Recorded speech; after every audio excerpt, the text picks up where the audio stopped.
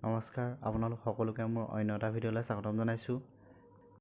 আজিৰ ভিডিঅ'টোত মই আপোনালোকক UDS প্লাছত স্কুল প্ৰফাইল আৰু ফেচিলিটিজখিনি আপোনালোকে কেনেকৈ ফিলআপ কৰিব তাক দেখাই দিবৰ বাবে চেষ্টা কৰিম।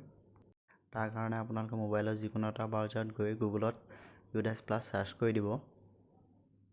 তাৰপিছত আপোনালোকে ডেস্কটপ চিট যোনটো অপশ্যন আছে তাত ক্লিক কৰি দিব। এতিয়া আপোনালোকে প্ৰথমতে যোনটো আহিছে UDS প্লাছ তাত ক্লিক কৰি দিব।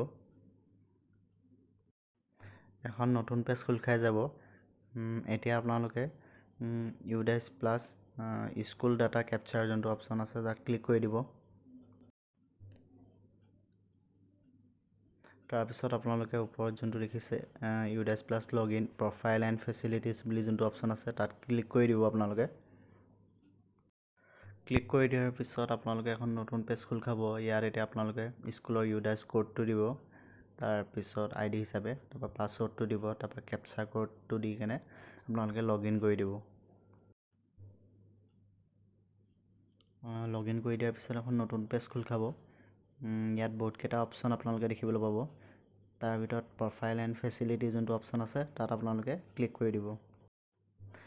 এতিয়া আপোনালোকে আপোনালোকৰ বিদ্যালয়ৰ আপোনালোকৰ স্কুলৰ যোনখিনি প্ৰফাইল আৰু ফেচিলিটিজ যোনখিনি আছে দেখিবলৈ পাব। নট কমপ্লিটেড দেখাইছে গোটেইখিনি, আৰু এইখিনি ফিলআপ কৰিব লাগিব। ফিলআপ কৰিবলৈ হ'লে ডাটা কেপচাৰ যোনখন ফৰ্মেট বুলি ওপৰত লিখা আছে, 1 পইণ্টকেইটা আছে যে প্ৰথম যোনটোত পইণ্ট আছে তাত ক্লিক কৰি দিব। আপোনালোকে ক্লিক কৰি দিয়াৰ পিছত আপোনালোকে আপোনালোকৰ বিদ্যালয়ৰ গোটেই ডিটেইলছখিনি ইয়াত দেখা পাব। আপোনালোকে ভালদৰে ইয়াত চাই ল'ব, আৰু তাৰপিছত আপোনালোকে তললৈ স্ক্ৰল কৰিলে মাৰ্ক এজ কমপ্লিট যোনটো অপশ্যন আছে তাত আপোনালোকে ক্লিক কৰি দিব। তাৰপিছত আপোনালোকে 2 নম্বৰ পেজখন খোল খাই যাব।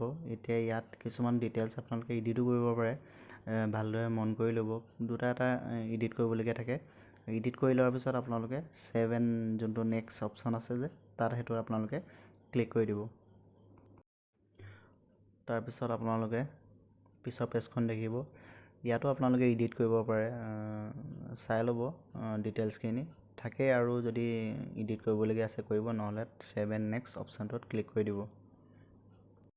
তাৰপিছত এখন পেজত আপোনালোকে এইখিনি পঢ়ি ল'ব ভালদৰে, আৰু য়েছ ন' যোনখিনি অপশ্যন আছে সেইখিনি পুট কৰিব লাগিব।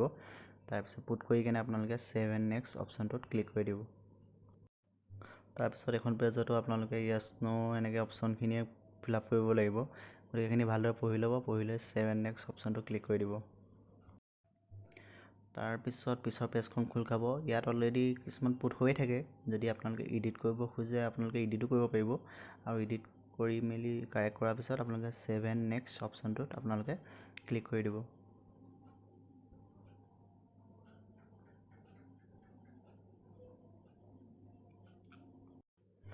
তাৰ পিছৰখন পেজত আপোনালোকৰ ফাণ্ড ৰিলেটেড হয়। এইখন পেজত আপোনালোকে যোৱা বছৰ কি কি ফাণ্ড পাইছিলে আপোনালোকৰ বিদ্যালয়ৰ সেইখিনি পুট কৰিব। পুট কৰি কেনে আপোনালোকে ছেভ এণ্ড নেক্সট অপশ্যনটোত ক্লিক কৰি দিব।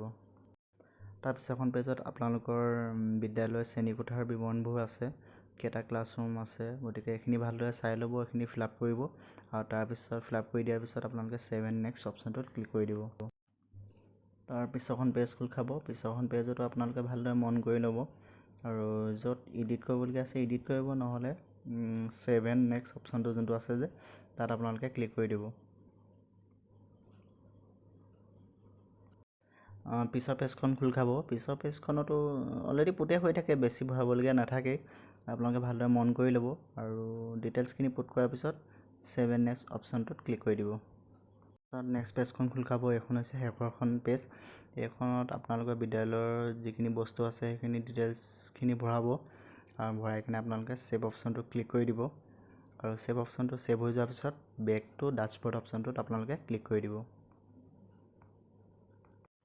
বেক টু ডাশ্ববৰ্ড অপশ্যনটো ক্লিক কৰি দিয়াৰ পিছত দেখিব আপোনালোকে ষ্টেটাছ কমপ্লিট হোৱা দেখাইছে, আৰু যোনটো ডেটত আপোনালোকে ফৰ্মখিনি ফিলআপ কৰিছে সেই ডেটটো ইয়াত শ্ব' কৰিছে।